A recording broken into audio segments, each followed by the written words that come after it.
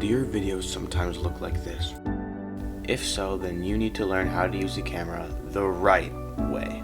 Starting off with step 1, open the camera app. Then you'll need to open up the settings app.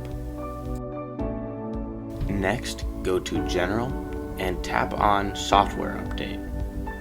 Make sure you have the latest update allowed by your manager. Scroll down until you see the camera app. Tap on it.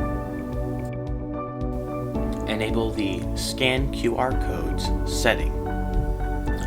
Enable your preferred composition settings, such as grid, level, and to mirror the front photo. Here's how the grid works. It's made so that you can use the rule of thirds very easily on your videos and pictures. As you can see, when it lines up with any of the lines to the left or to the right, you are within the rule of thirds. Your subject, the student here, will be on the line when you're following the rule of thirds. The level is a tool that will help you make sure that your photos and videos are straight. If the line in the center is lined up with the lines on the sides of each grid level, then that means your photo or video is straight. Go to Record Video Settings and select 1080p HD. Turn on PAL formats and Video Format Control. This allows you to control video quality and frame rate. Go to Formats and select your preferred format. High efficiency will take up less space, but most compatible will be more compatible with other devices. Enable Keep Normal Photo.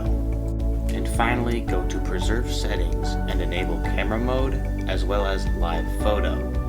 Now what this is going to do is it's going to default to whatever you had your camera mode last set to, and whether you had your live photos last set to turned on or to turned off. Here's an overview of what you can do now. You can turn the video quality from HD to 720p, and you can change the frames per second from 30 frames per second to 25 frames per second. Now you can use the grid and the level at the same time to make the best possible photos with your device. The reason I made this how-to video was because I see so many people using their camera app and they're not even using it in the best way possible. I really hope this helps you with making videos on your iPad in the future.